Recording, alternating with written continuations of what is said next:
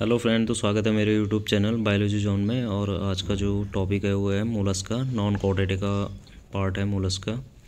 और phylum Mollusca second largest phylum है ये। और फर्स्ट क्वेश्चन है इसका, सुक्ति, क्लैम्स तथा शंभु सभी सदस्य हैं। तो ये हैं बाई वेल्विया के। तो थोड़ा देख लेते हैं इसको। क्लैम्स, शंभु, सुक्ति, स्केलाप्स आदि मोलस्का संघ के वर्ग वायुवेल्विया के सदस्य हैं। इन जंतुओं के शरीर दो कवच से ढके रहते हैं जो कैल्शियम कार्बोनेट का बना होता है। दोनों कवच आपस में लिगामेंट द्वारा जुड़े रहते हैं। शरीर के ऊपर का कवच प्राणी के कोमल हिस्सों की सुरक्षा करता है। और इसी क्लास के सदस्य ही पर्ल ऑयस्टर का मोती का उत्पादन करते हैं या निर्माण करते हैं। और नेक्स्ट है, घोंघे के गतिशील शुक्राणु कहलाते हैं। तो ये कहलाते हैं यूपाइरिन। बी वाला इसका आंसर। घोंघे में दो प्रकार के शुक्राणु का निर्माण होता है। यूपाइरिन, ये छोटे धागेनुमा तथा पुच्छयुक्त होते हैं। ये गतिशील होते हैं तथा निषेचन के योग्य होते हैं। और ओलिगोपाइरिन होते हैं, ये बड़े तंतुनुमा तथा पुच्छयुक्त होते हैं। ये अगतिशील होते हैं तथा निषेचन के योग्य नहीं होते हैं। और नेक्स्ट है, ओलिगोपाइरिन शुक्राणु पाए जाते हैं। तो ये पाए जाते हैं पाइला में। बी वाला इसका आंसर। नेक्स्ट है, पाइला में वायु श्वसन होता है। तो ये होता है पल्मोनरी सैक के द्वारा। ये वाला इसका आंसर। थोड़ा देख लेते हैं इसको। पाइला और एप्पल स्नेल एक मोलस्क है। यह जल तथा भूमि दोनों पर रहने के लिए अनुकूलित होता है। यह जल में गिल द्वारा तथा भूमि पर फुफ्फुसीय कोष द्वारा श्वसन करता है।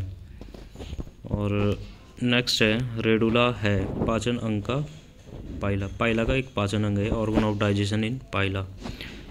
और रेडुला मोलस्का संघ के बहुत से जंतुओं जैसे पाइला आदि में पाचन तंत्र का एक महत्वपूर्ण अंग है जो कि भोजन चबाने में सहायता करता है। और नेक्स्ट है, मोलस्का में श्वसन वर्णक होता है। तो ये होता है हीमोसाइनिन। सी वाला इसका आंसर। मोलस्का तथा आर्थ्रोपोडा संघ के कुछ जंतुओं में हीमोसाइनिन नामक श्वसन वर्णक होता है, पाया जाता है। रेस्पायरेटरी पिगमेंट भी कहते हैं इसको, जो इनके रुधिर प्लाज्मा में घुला होता है तथा रुधिर को नीला रंग प्रदान करता है। जैसे ह्यूमन केसेस में, मैमल्स में तो हीमोग्लोबिन होता है। इसी कारण हमारा खून का जो कलर है वो लाल रंग का होता है। तो इसमें हीमोसाइनिन होता है जिसके कारण इनका रुधिर नीले रंग का होता है। तो श्वसन वर्णक का कार्य श्वसन क्रिया के दौरान गैसीय परिवहन का होता है। हीमोसाइनिन ओटो को शरीर के विभिन्न भागों तक पहुंचाता है। और नेक्स्ट है, ऑर्गन ऑफ बोजनास, कैवर ऑर्गन्स भी कहते हैं। ऑर्गन ऑफ बोजनास और कैवर ऑर्गन्स। तो ये होते हैं मोलस्का में उत्सर्जय अंग, excretory in molluscs. Organ of Bojanus कुछ मोलस्क जैसे जलीय घोंघे, स्वच्छ जलीय घोंघे में पाए जाते हैं जो वृक्क की तरह उत्सर्जन का कार्य करते हैं। तो नेक्स्ट है, मोती उत्पादन करने वाली भारतीय प्रजाति। तो ये पिंकिटेडा वल्गेरिस। डी वाला इसका आंसर। तो उत्तम प्रकार का मोती पिंकिटेडा की विभिन्न जातियों से प्राप्त होते हैं। इन्हें सामान्यतः पर्ल ऑयस्टर कहते हैं। ये मोलस्का संघ के जीव पिंकिटेडा वल्गेरिस मोती उत्पादन करने वाली प्रजाति है जिसे भारतीय पर्ल ऑयस्टर कहते हैं। और ये मोलस्का की जो क्लास है बाइवाल्विया, और पहले सिपोडा भी बोलते हैं इसको, या बाइवाल्विया, तो उस क्लास में होते हैं ये पर्ल ऑयस्टर। और नेक्स्ट पिंकिटेडा वल्गेरिस है। तो ये है मोती पर्ल ऑयस्टर या मोती ऑयस्टर। और नेक्स्ट है, उत्तम प्रकार का मोती मिलता है। तो ये मिलता है पिंकिटेडा से। ये वाला इसका आंसर।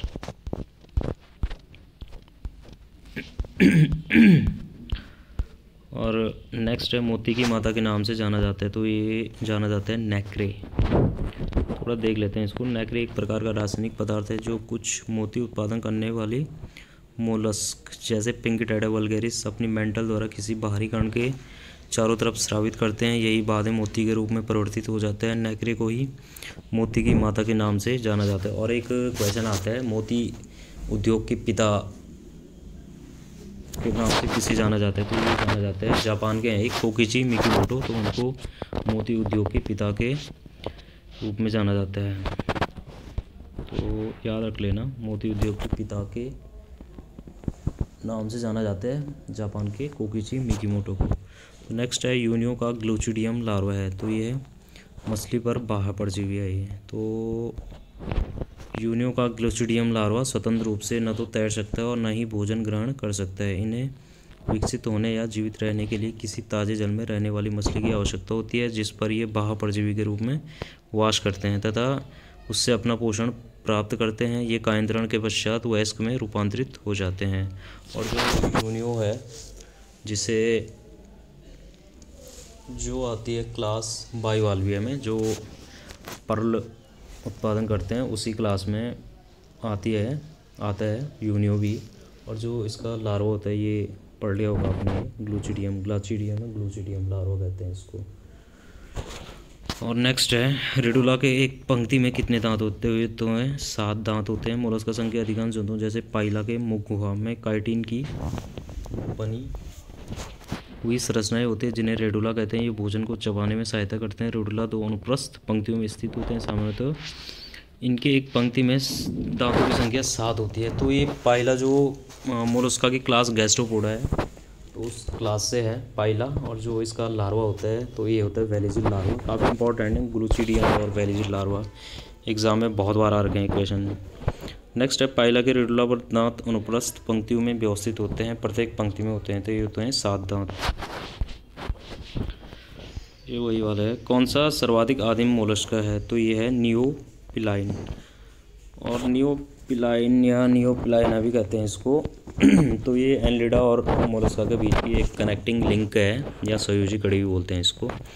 तो एक काफ़ी प्रिमिटिव मोलस्का है ये।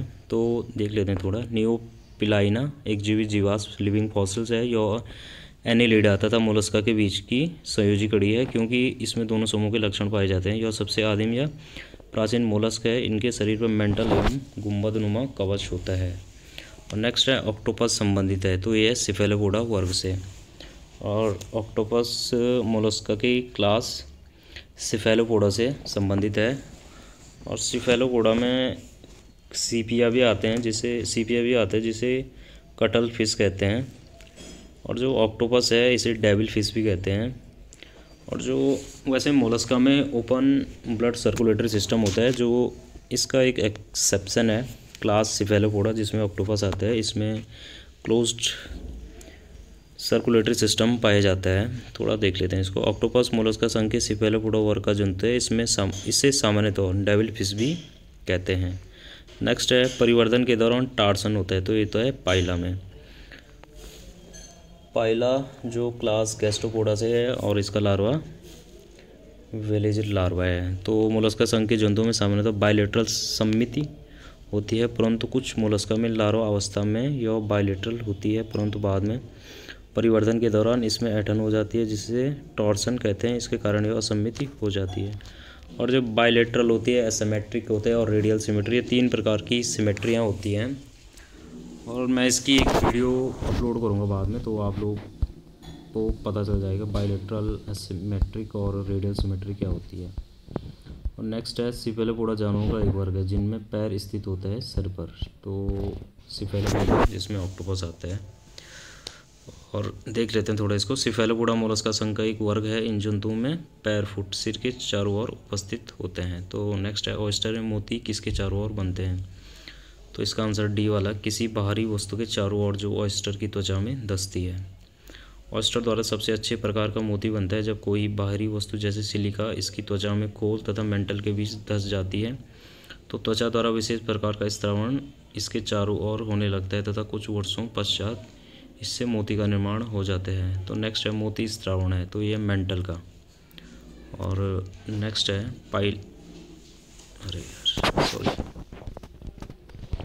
थोड़ा आगे पीछे हो गया। नेक्स्ट है पाइला ग्लोबोसा के वर्ग को पहचानिए तो ये है प्रोसोब्रैंकिया। तो पाइला ग्लोबोसा का वर्ग गैस्ट्रोपोडा तथा उपवर्ग प्रोसोब्रैंकिया है। यह मोलस्का संघ का प्राणी है। तो नेक्स्ट है टेनिडियम एक श्वसन अंग है तो ये है पाइला ग्लोबोसा में। तो टेनिडियम एक प्रकार का श्वसन अंग है जो कि मोलस्का संघ के जंतुओं में पाया जाता है। पाइला ग्लोबोसा मोलस्का संघ का एक प्राणी है। तो नेक्स्ट है निम्न में कौन सा जंतु बायोलूमिनिसेंट है तो ये है कटल फिश, जो अभी बता रहा था मैं, जो क्लास सिफेलोपोडा में आते हैं। सीपिया को कहते हैं कटल फिश और ऑक्टोपस को कहते हैं डेविल फिश। तो देख लेते हैं थोड़ा। ऐसे जंतु या जीव जो प्रकाश उत्सर्जित करते हैं बायोलूमिनिसेंट कहलाते हैं। कटल फिश ऐसी ही जंतु हैं, सीपिया या कटल फिश। नेक्स्ट है मोलस्क पुनर्जनित कर सकते हैं नेत्र, पैर, सिर के अंश तो ये सभी कर सकते हैं। थोड़ा देख लेते हैं इसका डिटेल। पुनर्जनन एक ऐसी प्रक्रिया है जिसमें प्राणी चोट या बीमारी आदि से क्षतिग्रस्त अंगों का पुनः निर्माण कर लेता है।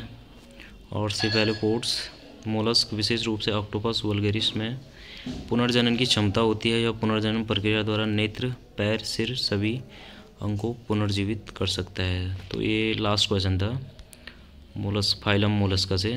और जो मोती का निर्माण करते हैं ये मोलस्का संघ के जंतु ही करते हैं। और काफ़ी इम्पोर्टेंट क्वेश्चन है ये। और इसमें जो 2 लार्वा बताए थे मैंने काफ़ी इम्पोर्टेंट है। एक पाइला का था, पाइला क्लास गैस्ट्रोपोडा में आता है और इसका लार्वा था वेलिजिल लार्वा। और सेकंड लार्वा था यूनियोका जिस क्लास बाइवाल्विया जो ऑयस्टर प्रदान करती है जो क्लास। तो इसका लार्वा था ग्लूचिडियम लार्वा। और काफ़ी इम्पोर्टेंट क्वेश्चन है। और जिसको भी इन क्वेश्चनों की PDF चाहिए तो मैं डिस्क्रिप्शन में टेलीग्राम चैनल की लिंक शेयर कर रहा हूँ, तो आप लोग टेलीग्राम चैनल ज्वाइन करके इसकी PDF ले सकते हो। और चैनल पे नए हो तो लाइक, शेयर, सब्सक्राइब कर देना और घंटी वाले आइकन को प्रेस कर देना। Thank you.